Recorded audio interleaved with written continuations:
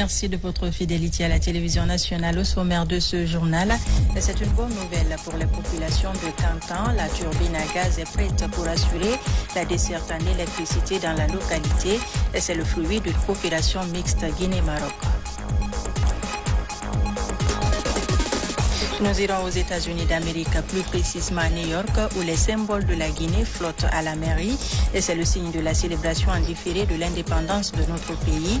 Nous en parlerons plus en détail avec Fatmata Samoura. Aussi dans ce journal, il sera question de la lutte contre le cancer du sein. Tout le mois d'octobre est consacré à la sensibilisation et à la prévention de cette maladie à travers le dépistage.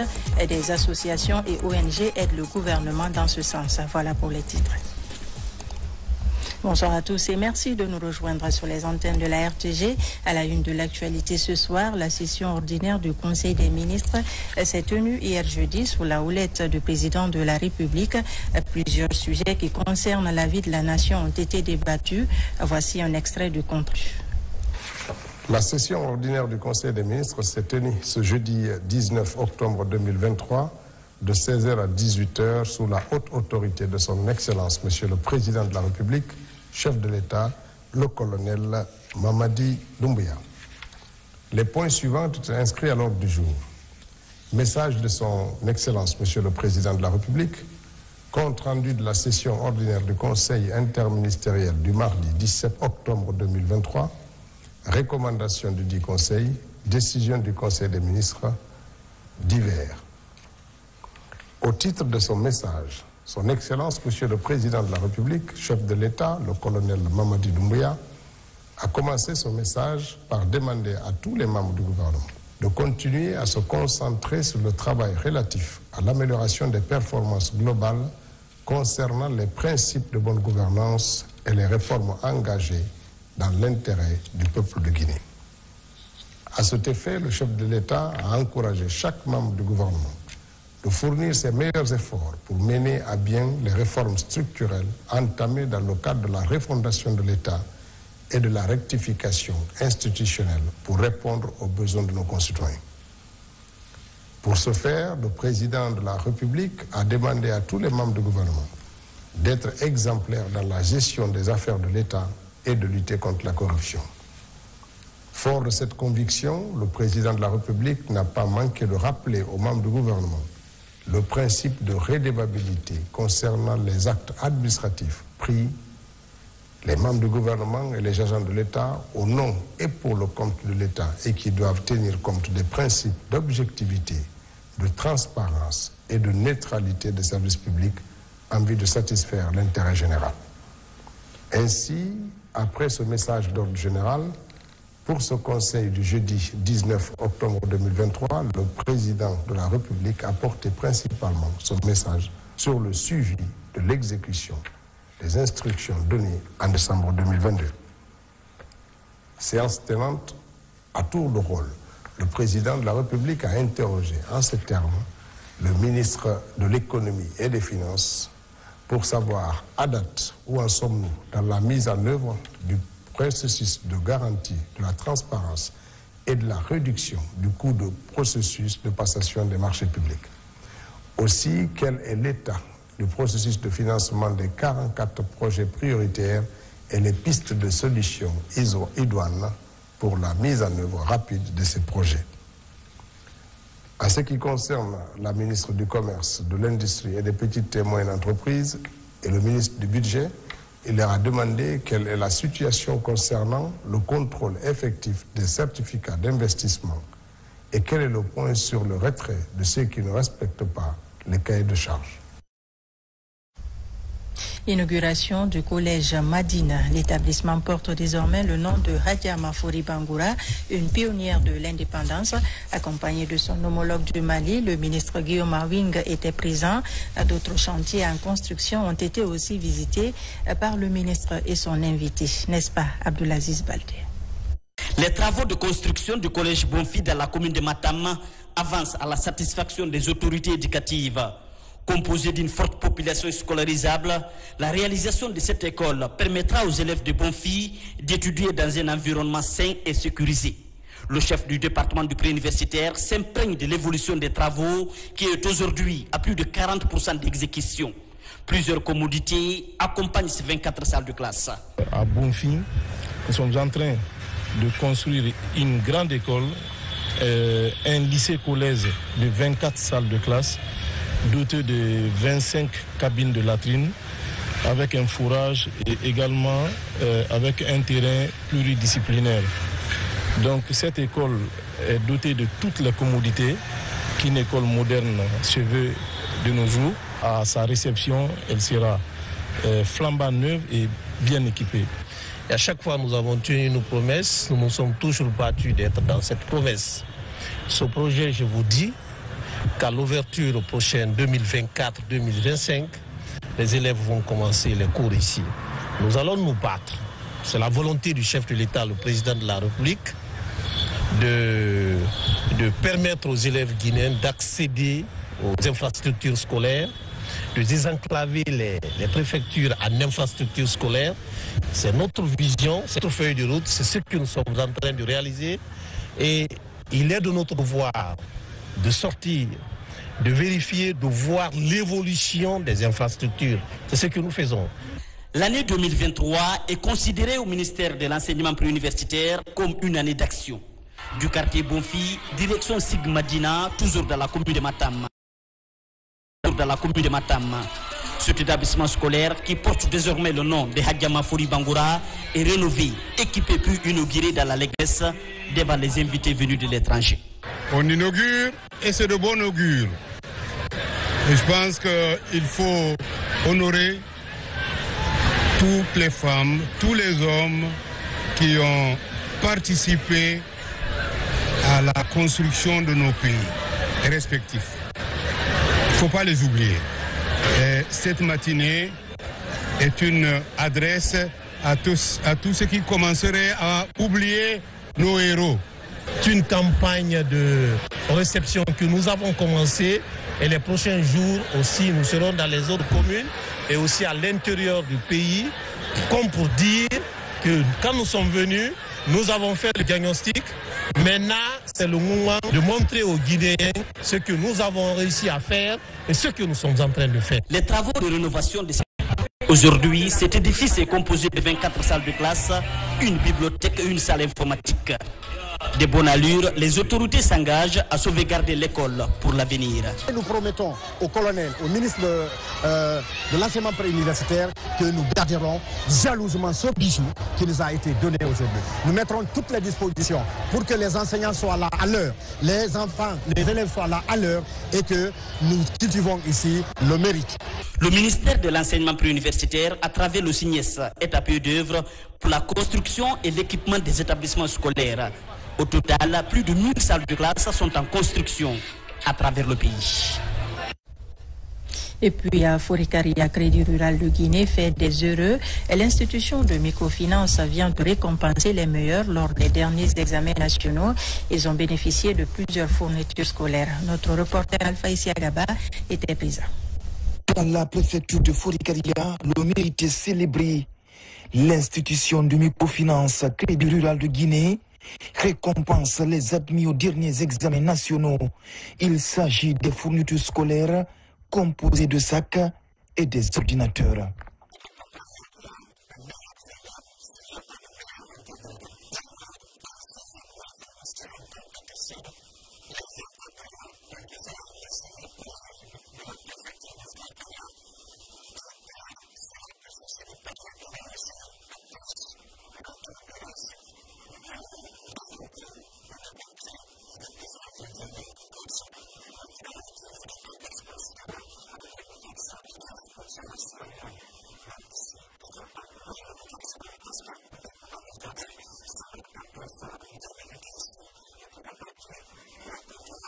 Au-delà de la commune urbaine de Forikaria, des élèves des autres sous-préfectures ont bénéficié des largesses du Crédit Rural de Guinée. Le geste est hautement salué par les bénéficiaires et les autorités préfectorales de Forikaria.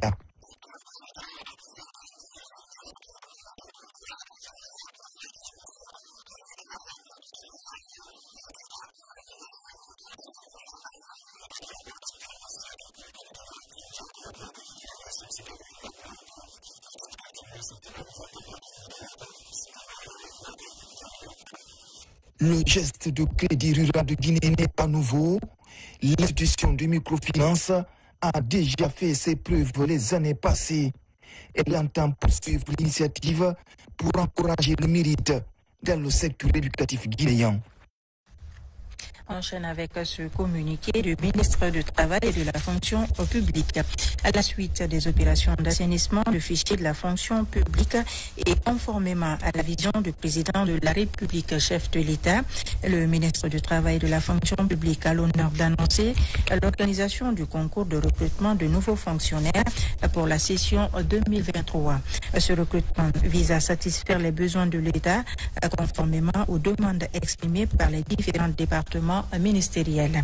Le concours sera organisé dans les différentes régions administratives de l'intérieur du pays et la région de Conakry. Les épreuves porteront sur la culture générale, les matières de spécialité et des épreuves pratiques pour certains départements ministériels. Le concours sera ouvert aux candidats titulaires de diplôme dans les filières d'administration générale et technique. Les dossiers de candidature seront soumis uniquement en ligne et doivent comporter les pièces ci-après. Une demande manuscrite adressée au ministre du Travail et de la Fonction publique avec les précisions suivantes. Ministère, poste ainsi que la région administrative, commune, préfecture sollicitée. Une copie de la pièce d'identification biométrique, carte nationale d'identité, passeport ou extrait date de naissance.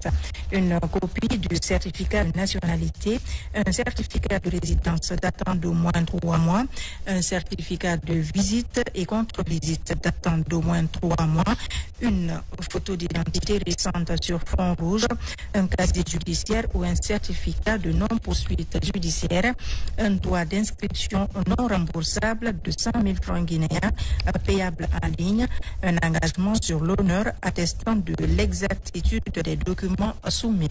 Les agents contractuels de l'État candidats au concours sont invités à joindre une copie de leur contrat d'engagement. La plateforme d'inscription et de réception des dossiers de candidature en ligne dénommée concours et examen professionnel sera ouverte à compter du 1er novembre 2023. Signé le ministre Julien Yombouno. Réforme administrative en Guinée, les nouveaux directeurs et chefs de cabinet des régions ont été reçus ce vendredi par le ministre de l'administration du territoire et de la décentralisation. Pendant 2 jours, ils vont être outillés sur les textes législatifs et réglementaires pour une bonne gestion de l'administration à la base. Agnès Moupa, Omar Barish. À la suite du séminaire récemment tenu à l'intention des gouverneurs de région et des préfets, le ministre de l'administration du territoire et de la décentralisation reçoit les leaders et chefs de cabinet des régions administratives du pays.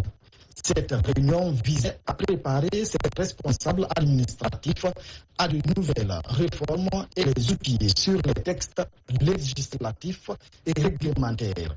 Cette initiative s'inscrit dans une vision plus large visant à réformer l'administration publique guinéenne, moderniser les services et impliquer davantage les citoyens dans la gestion publique. Ces directeurs et chefs de cabinet jouent le rôle de techniciens de premier niveau et d'administrateurs de premier niveau auprès des gouverneurs. Ce sont eux qui ont la charge de coordonner techniquement et administrativement les actions de l'ensemble des services techniques de l'État dans les régions, dans chaque région où ils sont affectés. Donc, nous avons jugé qu'il fallait les faire venir pour qu'ils comprennent de mieux en mieux les textes qui régissent d'abord leur travail, mais également le fonctionnement de l'ensemble des services de l'État au niveau de la base, afin qu'on puisse passer d'une administration de commandement vers une administration de développement qui, en notre sens, pourra permettre d'améliorer tout ce qui est qualité des fournitures, des services sociaux à la base. Ces responsables administratifs sont désormais perçus comme les véritables techniciens aux côtés des gouverneurs et des services déconcentrés dans leurs régions respectives. Ils joueront un rôle clé dans la mise en œuvre des réformes administratives et la gestion de la chose publique à la base. Nous sommes là au niveau des régions administratives pour la coordination, l'impulsion et le contrôle des actions publiques pour atteindre les résultats escomptés par l'État guinéen. Nous nous engageons à respecter les textes en vigueur en République de Guinée. C'est réel, c'est normal. Tout cadre de l'administration territoriale est un agent de développement. Ça va permettre de changer de comportement au niveau de notre administration territoriale. Donc, nous sortons très satisfaits. Ça va encore booster nos compétences et on sera apte à répondre vraiment aux attentes au niveau des différentes régions administratives du pays. Cette réunion entre le ministère de tutelle et les directeurs et chefs du cabinet des régions administratives de Guinée marque un tournant important dans la gestion des affaires administratives à la base. Clôture ce vendredi de la deuxième session de formation du groupement d'intervention de la gendarmerie nationale sur les interventions spécialisées. C'est le général de brigade Bala Samoura, haut commandant de la gendarmerie nationale, qui a présidé la cérémonie. Reportage deuxième classe, Mabinti Keïda, correspondante de la presse militaire. Renforcer les capacités opérationnelles des hommes pour une montée en puissance du groupement d'intervention de la gendarmerie nationale GIGN est l'objectif visé par le haut commandement de la gendarmerie nationale, direction de la justice militaire. Pour matérialiser cette volonté, 30 agents, dont 28 gendarmes du GIGN et 2 de l'unité spéciale de protection et d'intervention USP de la police nationale, bouclent la deuxième session de formation sur les interventions spécialisées. Cette session est la suite d'une première dans le cadre de l'intervention spécialisée. Les objectifs de cette nouvelle session ont été non seulement de renforcer nos capacités sur les notions fondamentales de l'intervention spécialisée, mais surtout d'acquérir de nouvelles techniques qui s'incrustent dans nos missions quotidiennes et exceptionnelles. Présidé par le haut commandant de la gendarmerie nationale, directeur de la justice militaire, cette formation a mis en synergie la police et la gendarmerie. Le commandant du GIGN, satisfait de la qualité des cours reçus, remercie les autorités pour ce renforcement de capacité dans l'intérêt supérieur de la nation. Précisons que les impératifs liés à l'interopérabilité, police et gendarmerie ne se posent non plus, car la mutualisation des formations nous a poussés à transcender nos égos et prioriser désormais l'intérêt supérieur de notre chère nation. Cette cérémonie de fin de formation s'est achevée par des démonstrations portant sur l'interpellation de 2 individus et la neutralisation de 2 présumés terroristes. Je vous le disais dans les titres, fruits de la coopération bilatérale entre la Guinée et le Maroc, la turbine à gaz de Kankan est enfin prête pour assurer la desserte. Sa puissance va permettre d'alimenter la ville avant la fin des travaux du projet d'interconnexion Guinée-Mali. En compagnie d'une forte délégation, le diplomate marocain vient de visiter la centrale électrique avant la remise officielle. Djamoukaba. En portant ce boubou traditionnel, le diplomate marocain est émerveillé par l'hospitalité de Nabaya. Un sourire qui vient accélérer l'indépendance énergique de Kankan. La remise technique des installations de la turbine à gaz de Baté est l'esprit de cette nouvelle signature avant le lancement officiel. Et nous voyons que la turbine fonctionne très bien. Elle pourra générer assez d'électricité pour couvrir l'ensemble de la ville de Kankan. C'est une étape que nous avons franchie tous ensemble, travaillé ensemble entre Marocains et Guinéens, entre le DG et son homologue marocain, l'ONE, avec l'implication évidemment des autorités guinéennes et marocaines. Il s'agit de ces installations imposantes implantées au quartier énergie. Le paysage de la centrale électrique de Kankan a bien changé ces derniers temps. Le site ouvre ses portes pour permettre aux visiteurs de s'engouffrer dans les points d'observation. L'État a élargi le champ des possibles pour renforcer l'offre en énergie. Déjà, on avait commencé à améliorer la desserte. Si vous savez, on était à 6 heures à Kankan et maintenant on a 12 heures. Donc, cette remise technique, c'est pour poursuivre les tests et voir au fur et à mesure, avant l'arrivée de la ligne de Guinée-Mali. Avec une puissance de 20 MW, cette turbine à gaz se veut un relais avant la fin de la construction du corridor électrique Zérekouré-Kankan. Le projet d'interconnexion Guinée-Mali avance également à grands pas pour alimenter la ville de Kankan. Une réussite en perspective pour aider la savane guinéenne à profiter pleinement des avantages de l'électricité, un facteur d'émergence économique et sociale.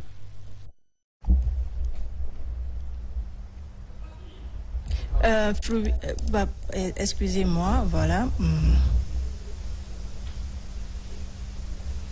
En ce jour donc de travail à Farana, le ministre de l'Agriculture et de l'Élevage a eu un tête-à-tête avec les producteurs de miel. Mamoudou Nanyalimbari a ensuite animé une conférence à l'Institut supérieur agronomique et vétérinaire de Farana. Plus de précisions avec Ibrahima Oulem Fofana, notre correspondant dans la région. Dans la salle de conférence de la préfecture, le ministre est face aux producteurs de miel. Les échanges portent sur les perspectives devant permettre l'émergence de cette activité.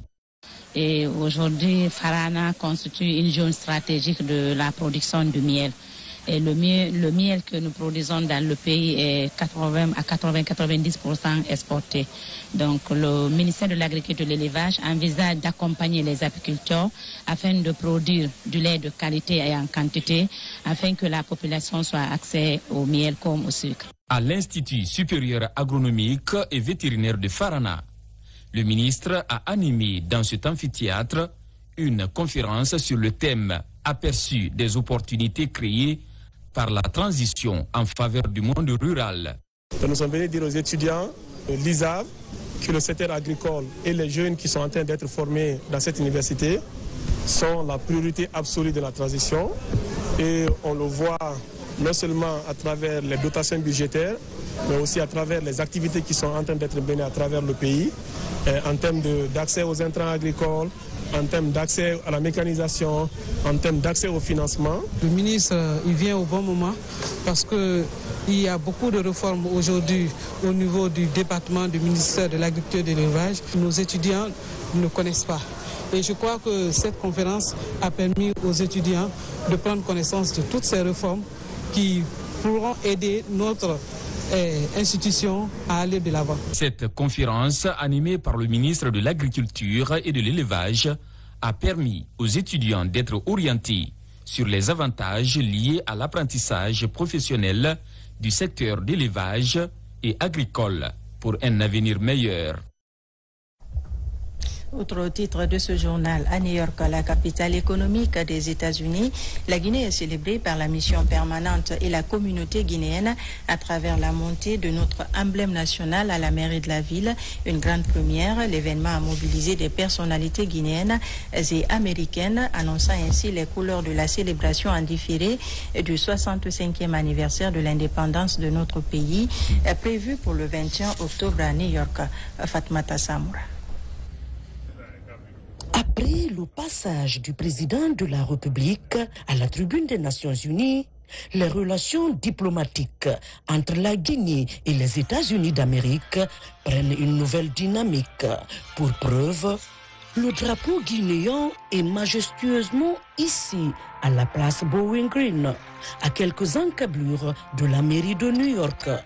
Notre tricolore national flotte pour la première fois sur cette historique place de la Grosse Pomme. L'événement a mobilisé une brochette de personnalités guinéennes et américaines. Nous sommes en train d'organiser ce qu'on appelle presque une semaine de l'indépendance. Ça, aujourd'hui, c'est hisser le drapeau. Le 21 octobre, le samedi prochain, on aura une soirée dîner-gala où toute la communauté guinéenne viendra ensemble célébrer les tricolores, fêter la fête de l'indépendance nationale.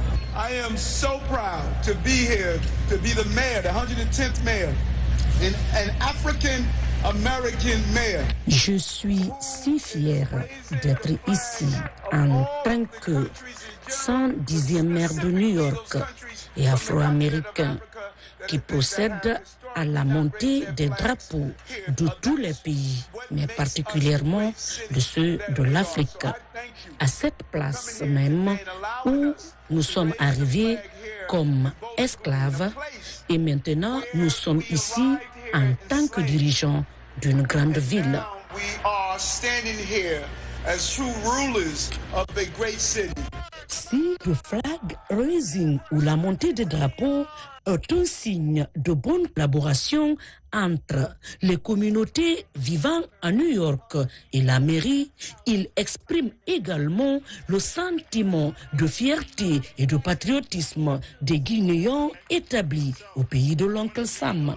Ici, une politique diplomatique du chef de l'État menée par le ministre des Affaires étrangères, son Excellence Dr Mourisanda Kouyaté, porte ses fruits. En hissant le drapeau à cette place historique, c'est que nous faisons valoir la présence de la Guinée dans cette cité et je crois que c'est un symbole fort, c'est une image forte que nous donnons à la Guinée dans la ville de New York et à travers la ville de New York aux États-Unis d'Amérique. Et ça, nous ne pouvons qu'être reconnaissants à nos autorités. Cet acte symbolique qui est la montée des couleurs guinéennes à la mairie de New York sera suivi par une soirée de réjouissance qui se veut grandiose.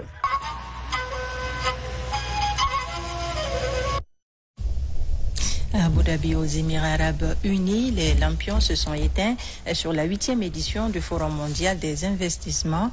Pendant 5 jours, la délégation guinéenne a eu d'intenses travaux sur des questions comme l'investissement des économies faibles. Il y a également eu des sessions d'information où l'occasion a été mise à profit pour parler de l'organisation de la 3e édition de Guinée Investment Forum. Abdul Karim Kamara est notre envoyé spécial.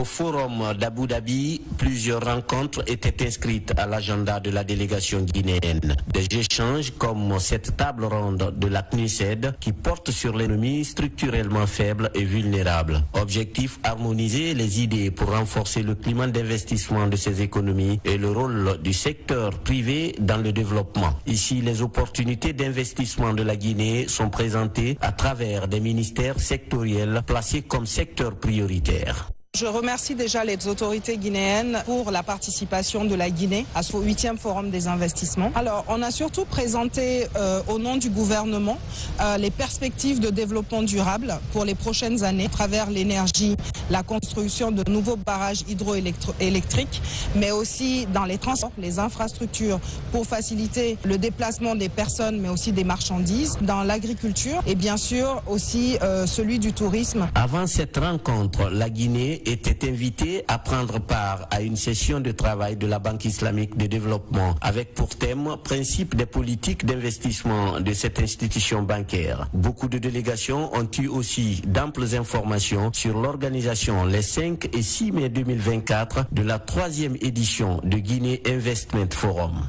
Alors, c'était l'opportunité effectivement de parler du GIF pour mobiliser les investissements déjà dans le cadre de cette prise de parole, mais aussi à travers notre présence ici, du stand de la Guinée, partager les informations sur le GIF, sa tenue et surtout capitaliser sur, en tout cas promouvoir les financements des projets publics et privés qui vont être financés dans le cadre de ce forum. La Guinée organise cette 3e édition de Guinée Investment Forum avec la Banque africaine de développement, la société financière internationale du groupe de la Banque mondiale est placée dans le contexte des enjeux de la zone de libre-échange continentale africaine. Hors de nos frontières, toujours à Paris, s'est tenu récemment le forum Ambition Africa 2023. La Guinée a pris part à ce rendez-vous de la finance et des nouvelles technologies à travers le ministère de l'Enseignement supérieur. En marge des travaux, une convention de partenariat a été scellée dans le cadre du renforcement des capacités opérationnelles des écoles préparatoires dans notre pays. Plus de détails avec Falilou Diallo et Mohamed Souma. Ambition Africa 2023 est le forum de tous les défis sur le continent. À Paris, des spécialistes, hommes d'affaires et membres des gouvernements se concertent sur l'économie, les finances et les nouvelles technologies. La Guinée, à travers le ministère de l'Enseignement supérieur, a animé le panel Formation et ressources humaines en Afrique avec une question centrale: comment investir sur les jeunes? Participer aujourd'hui sur la thématique de la formation et des ressources humaines en Afrique vient à point nommé à un moment où nous avons fait l'éducation notre priorité grâce au leadership du chef de l'État. Et j'ai eu l'occasion également de rencontrer beaucoup de jeunes Guinéens de la diaspora qui ont des entreprises et qui quand même évoluent en Guinée et pour le bien-être de la communauté guinéenne, effectivement. Selon le programme des Nations Unies pour le développement, en 2019, 230 millions de jeunes se trouvent en Afrique. Un atout considérable si les politiques et programmes sont en adéquation avec le marché de l'emploi. Lors de ce forum de Paris, des élus locaux et hommes d'affaires guinéens ont apporté également leur expertise. Ces rencontres sont d'une importance capitale pour nos entreprises parce que ça nous permet de signer des partenariats, ça nous permet de savoir les tendances au niveau mondial, ça nous permet de savoir comment adapter nos stratégies par rapport aux années à venir et surtout faire des rendez-vous business to business qu'on a réussi déjà à faire pour pouvoir signer des partenariats dans notre secteur de métier. Ma commune étant une commune zone minière avec la présence de Rio Tinto, où la formation des jeunes et de l'emploi est une nécessité. Donc on a pris beaucoup de contacts avec certains entrepreneurs étrangers dans le cadre de la formation des jeunes.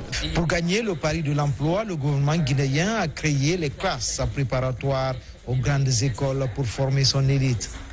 Pour renforcer les capacités opérationnelles de ces écoles, une convention a été scellée avec des partenaires français. Cette convention, elle est tripartite, elle est avec l'Union des professeurs de sciences de l'ingénieur de France et également une société française d'Idalab qui a la responsabilité et la spécificité dans la fourniture des équipements de laboratoire de sciences de l'ingénieur. Nous venons donc de boucler cette convention présidée par son Excellence Madame la Ministre et cela nous permet rapidement de mettre en œuvre un processus d'acquisition d'équipements pour nos laboratoires afin que nos étudiants, nos élèves puissent, en plus de la théorie, puissent, n'est-ce pas, toucher des équipements à faire accès donc à la pratique. De belles perspectives sont annoncées pour la future élite guinéenne. Le tout en alliant la formation à la pratique pour ainsi compétir sur le marché international de plus en plus concurrentiel. La justice à présent, Conakry abrite la semaine de l'avocate, une initiative du réseau international des femmes avocates et le barreau de Guinée. Il s'agit de faire la promotion de la femme tout en renforçant les compétences des avocates et amener les jeunes femmes à adhérer aux professions judiciaires. Le point avec Tierno Youmsaba. La Guinée organise la première édition de la semaine de l'avocate, une occasion d'inciter les jeunes filles à accéder aux professions judiciaires.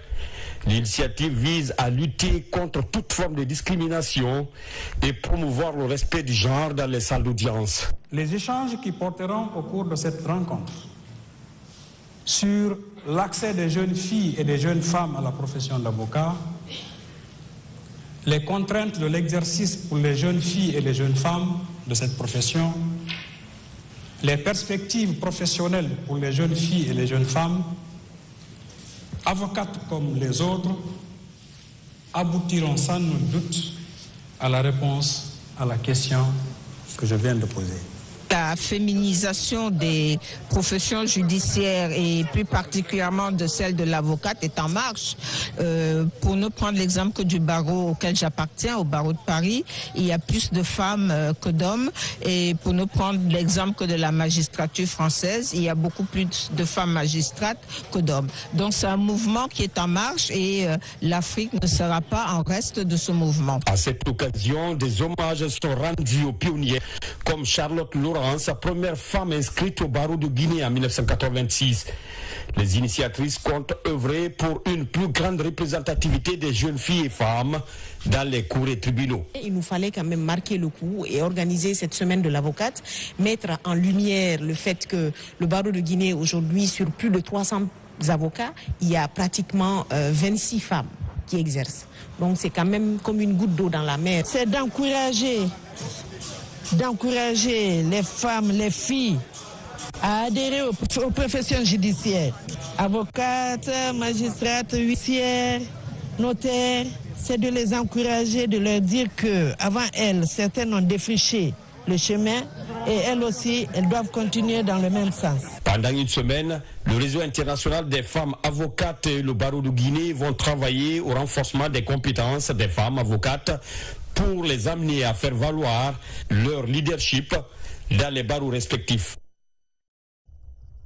L'élément vient de nous parvenir. Une délégation gouvernementale conduite par le Premier ministre chef du gouvernement a procédé ce vendredi à l'inauguration de certaines infrastructures des écoles professionnelles. Compte rendu Fatmata Kouma. Souvenons-nous, le jeudi 23 décembre 2021, sous les hautes instructions du président de la République, son Excellence le colonel Mamadi Doumbouya, le ministre du Budget avait été chargé de superviser la vente aux enchères des véhicules grosses cylindrées du parc automobile de la présidence.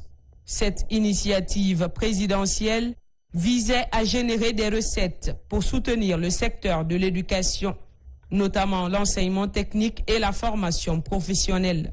Un acte de bonne gouvernance qui s'arrime à la lutte contre la gabegie financière.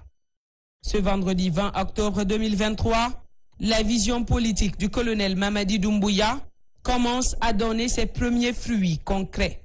Le secteur de l'enseignement technique et de la formation professionnelle s'offre une rénovation en profondeur. Comme quoi, le CNRD et le gouvernement guinéen ne sont pas adeptes des poses de première pierre au lendemain incertain.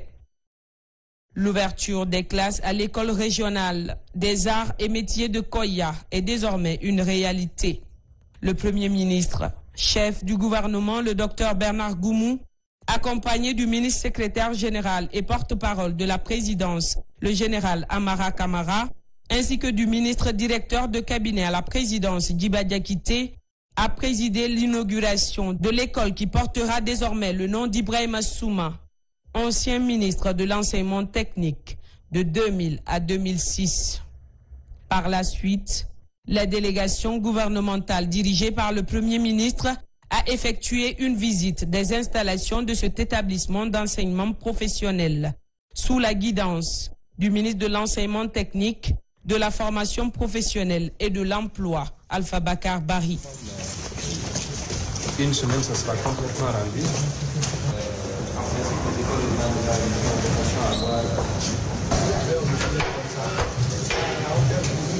Après, on casse comme ça. Je viens également, je pousse ma pièce. Je règle les tambours à zéro. Je commence à faire l'opération.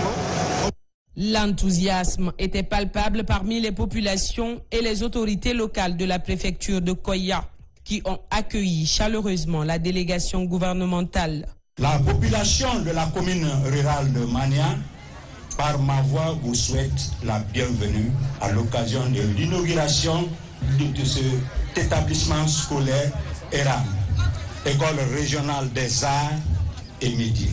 Nous, population de Koya, en général, de la commune rurale de Mania en particulier, remercions très sincèrement le gouvernement d'avoir choisi notre commune pour bénéficier de ce gigantesque établissement qui permettra de professionnaliser les jeunes de Koya, en particulier de la sous-région.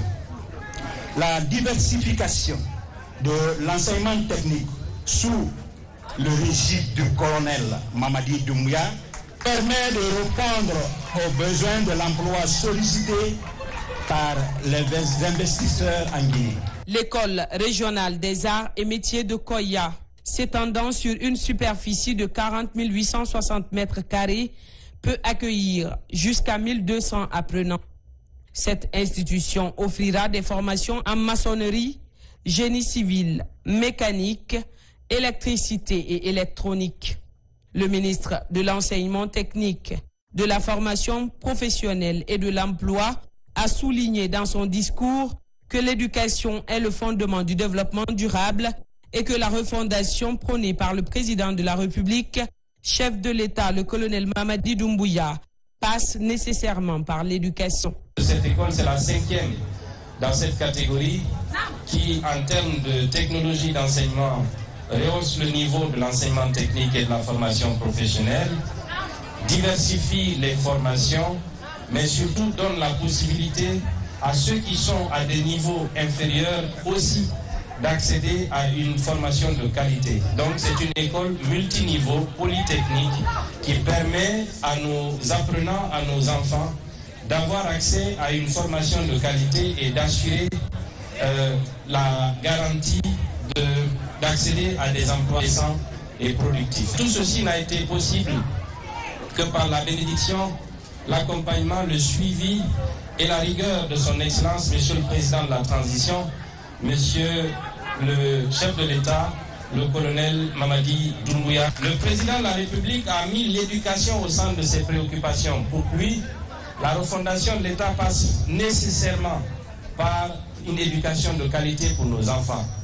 La République de Guinée ne sera une république pérenne, durable et équitable que si ses enfants ont accès à une éducation de qualité, parce qu'il n'y a qu'à travers l'éducation qu'on peut assurer une certaine équité au niveau du développement. Le Premier ministre a réitéré la volonté déterminée du président Mamadi Doumbouya de maintenir les projets de développement en faveur des jeunes au cœur des priorités gouvernementales. Sachant d'où nous venons et revoyons dans nos souvenirs quelques réalités fraîches sur l'état et sur les conditions d'apprentissage des métiers dans le centre professionnel.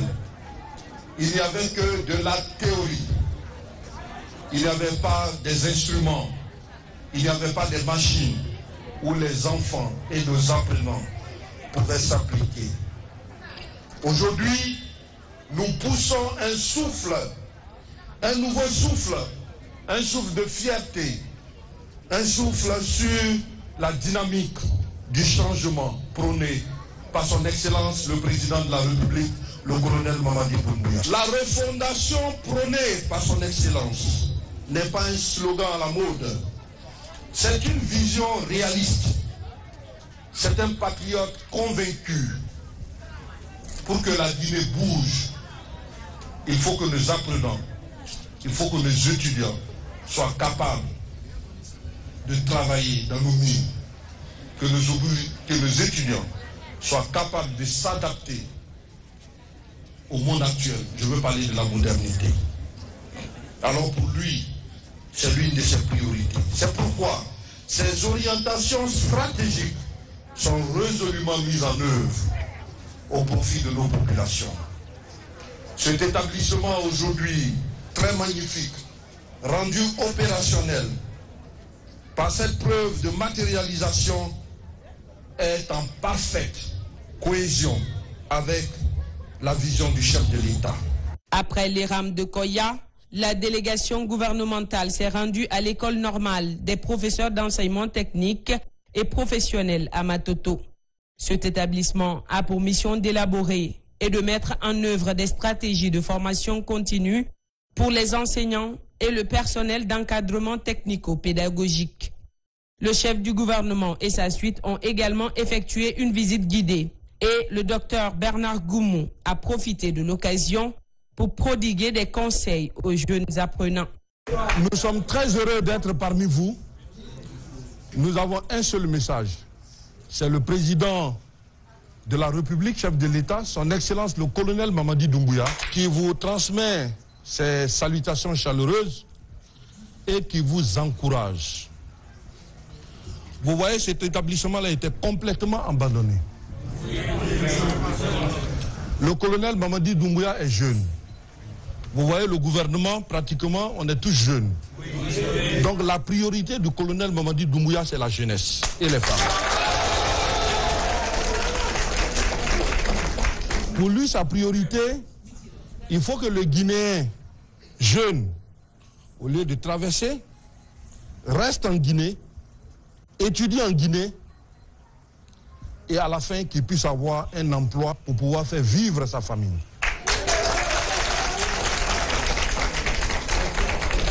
Vous avez vu tout ce que l'État a dépensé ici. C'est pour vous. Donc vous devrez prendre du sérieux. Parce que l'avenir de ce pays, c'est la jeunesse. C'est vous. Donc vous devrez prendre au sérieux les études. Vous devrez être matinal à l'école. Vous devrez respecter les professeurs parce que vous qui allez être formés ici, vous allez également aller former d'autres étudiants et d'autres apprenants. C'est pour ça que l'avenir de ce pays est entre vos mains. Ensuite, Le centre de formation professionnelle CFP de Donka a reçu les émissaires du président Mamadi Doumbouya. Autrefois abandonné, cet établissement a connu une rénovation complète, menée en grande partie par les élèves eux-mêmes. Il est à noter que le chef de l'État en personne a donné le coup d'envoi des travaux sur ce site, démontrant l'engagement concret du CNRD et du gouvernement à réaliser des projets au lieu de poser des premières pierres à l'avenir incertain. Pour couronner ce périple de manière exceptionnelle, le centre de formation professionnelle de Donka porte désormais le nom du célèbre écrivain guinéen Camara Laye, auteur du roman à succès La Noire, est décédé en 1980.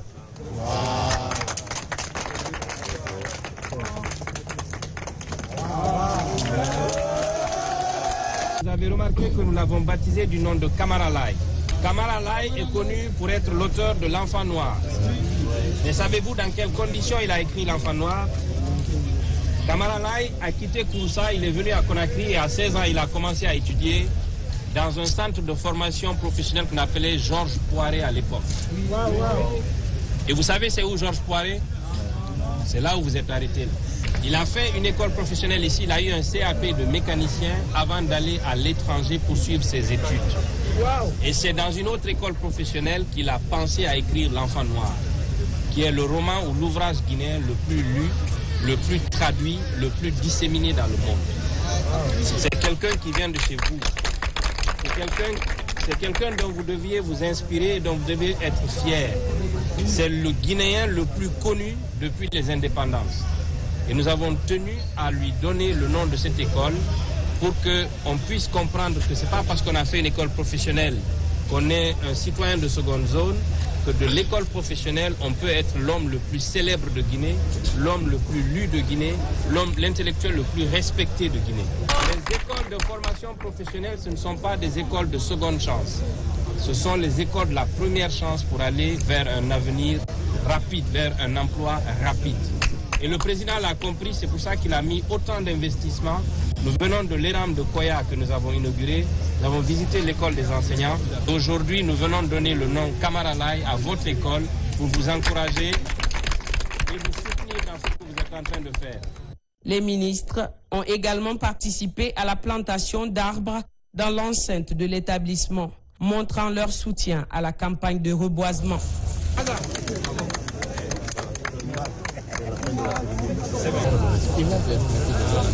Bravo.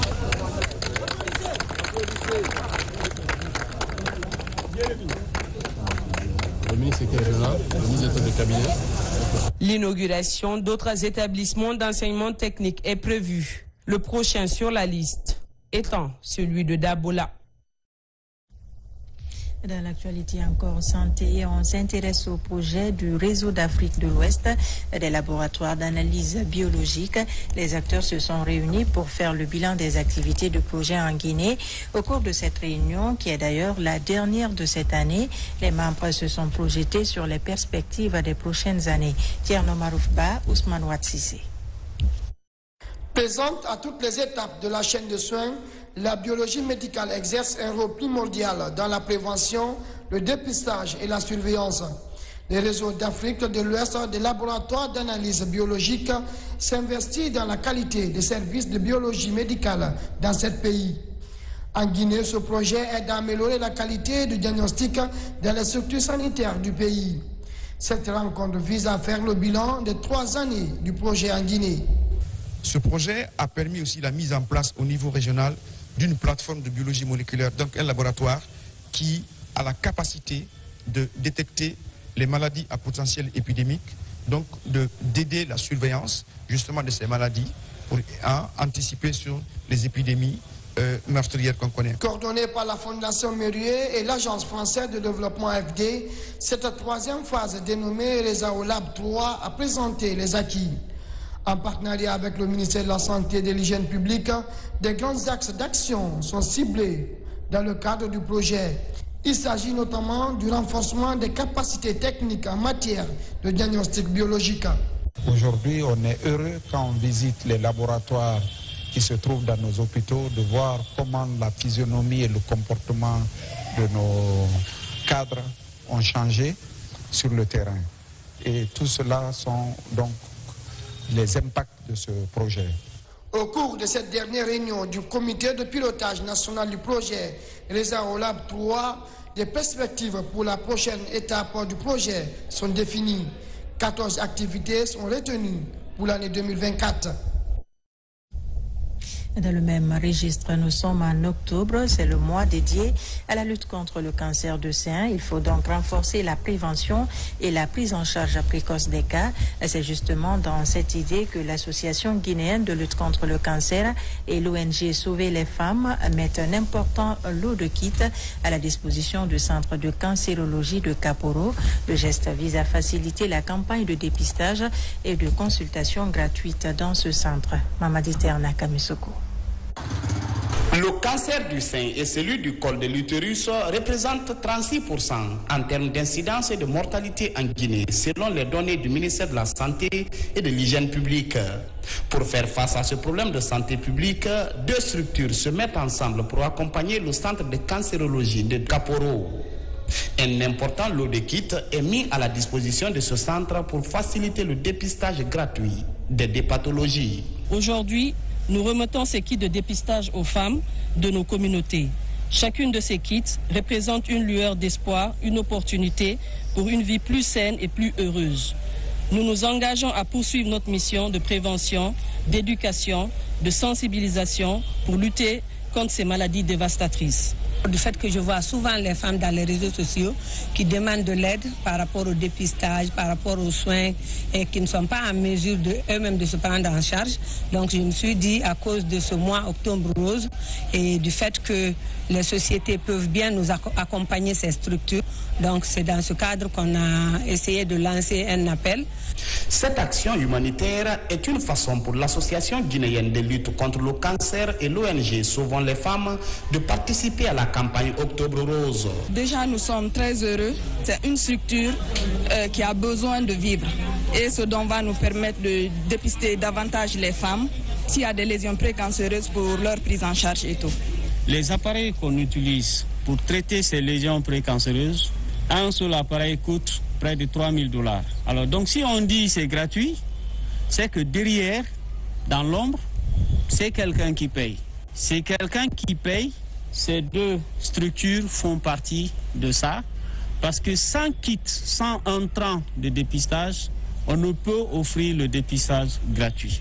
En plus du don, les deux structures ont procédé à une campagne d'information au marché de Kaporo sur les dangers liés à ces deux cancers très fréquents de nos jours.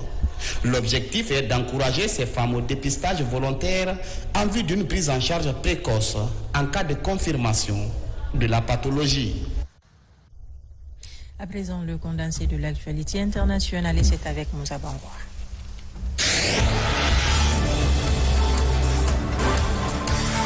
Il s'agit de deux centrales solaires d'une capacité de 30 MW qui sont implantées à Maroua et Guidé, dans la région du nord du Cameroun.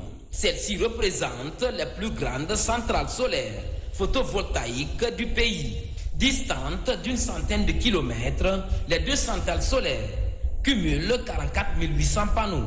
Elles ont pour objectif de résorber le déficit d'énergie dans le réseau interconnecté du nord du Cameroun.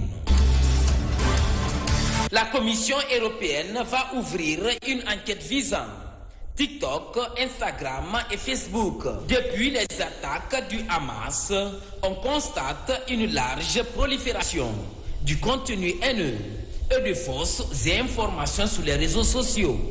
Une vidéo qui montrerait des enfants israéliens faits prisonniers par le Hamas, vue par des centaines de milliers d'internautes. Si cette fausse information a été errée depuis, d'autres continuent de circuler. Bruxelles vient d'ouvrir une enquête. Cette enquête s'inscrit dans le cadre de la nouvelle réglementation européenne. 60 pays à travers le monde sont minés. Au Cambodge, une conférence internationale sur l'assistance aux victimes des mines antipersonnelles vient de s'achever.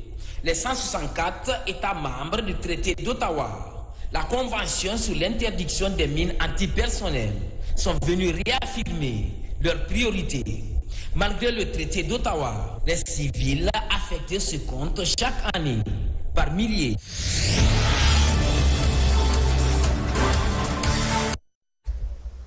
Voilà qui met fin à ce journal. Merci de nous avoir reçus chez vous.